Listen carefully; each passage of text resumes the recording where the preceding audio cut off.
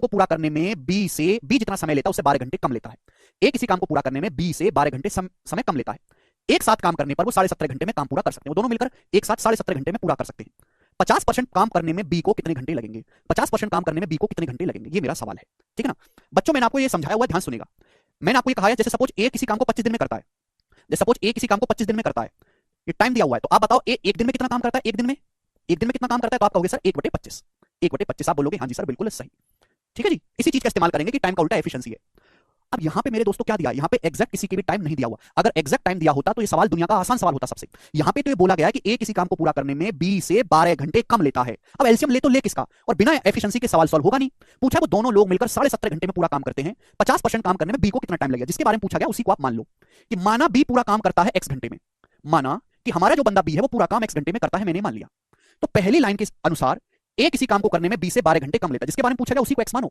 अगर B x घंटे ले रहा है तो ए जो है बी से 12 घंटे कम लेता है, यानी कि ए लेता है एक्स माइनस 12 घंटे। समझ में आया? आप बोलोगे हाँ जी सर।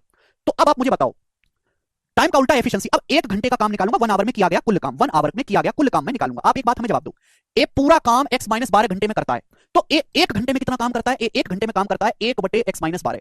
ए 1 घंटे में इतना काम करेगा मेरे प्यारे भी 1 घंटे में। ये ए द्वारा 1 घंटे में किया गया काम है ए द्वारा। बी पूरा काम एक्स घंटे में करता है, तो बी 1 घंटे में कितना काम करेगा? बी 1 घंटे में बी काम करेगा जी 1/x। बी 1 घंटे में 1/x काम करेगा 1 घंटे में, यानी कि दोनों लोग ए और बी मिलकर 1 घंटे में कितना काम करते हैं जी? ये दोनों लोग ए और बी मिलकर 1 घंटे में इतना काम करते हैं, जबकि सवाल के अनुसार एक साथ काम करने पर वो 17.5 घंटे लेते हैं। ए और बी एक साथ मिलकर पूरा काम 17.5 घंटे में करते हैं, ए और बी मिलकर। तो ए और बी मिलकर फिर 1 घंटे में काम कितना करेंगे ए और बी मिलकर? तो ए और बी अगर पूरा काम मिलकर 17.5 घंटे में कर रहे हैं तो ए और बी 1 घंटे में कितना काम कर रहे हैं? 1/17.5। तो ये बराबर होना चाहिए।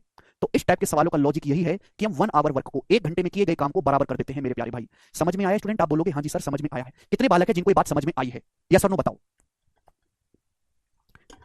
बताइए कितने स्टूडेंट है जिनको ये बात समझ में आई है? इस सवाल में केवल ये कंसेप्ट लगा हुआ है कि अगर ए पूरा काम 25 दिन में करता है तो ए 1 दिन में कितना काम करेगा? 1/25। यही कंसेप्ट मैंने पहली क्लास में आपको कंसेप्ट समझाया था, बस यहाँ पे एक्स में है मेरे दोस्तों। पहली क्लास में ही समझाया था कि भाई ए जो है, माना बी पूरा काम एक्स घंटे में करता है तो ए 1 घंटे में कितना काम करेगा? एक्स माइनस सॉरी बी पूरा काम एक्स घंटे में करता है तो ए जो है बी से 12 घंटे कम लेता है। ए कितने समय में करेगा? एक्स माइनस 12 घंटे में। ए पूरा काम एक्स माइनस 12 घंटे में करता है तो 1 घंटे में कितना करेगा? टाइम का उल्टा। बी 1 घंटे में कितना काम करेगा? X 1/x। तो दोनों ने मिलकर ए और बी ने 1 घंटे में इतना काम किया, दोनों को जोड़ देंगे। समझ में आया? सवाल में बोला गया कि दोनों लोग मिलकर पूरा काम 17.5 घंटे में करते हैं मेरे प्यारे भाई।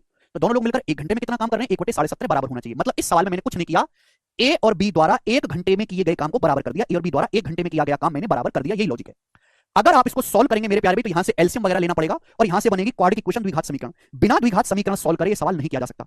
आगे हम इसको सॉल्व करेंगे बेसिक से, तो यहां से क्वाड्रेटिक इक्वेशन बनेगी, आप एलसीएम वगैरह लो, टाइम लगेगा। तो मैं ये सजेस्ट करता हूं स्टूडेंट को कि यहां तक आपने लिख लिया, बहुत अच्छी बात है। ये भी कोई आसान काम नहीं, यहां तक आपने लिख लिया।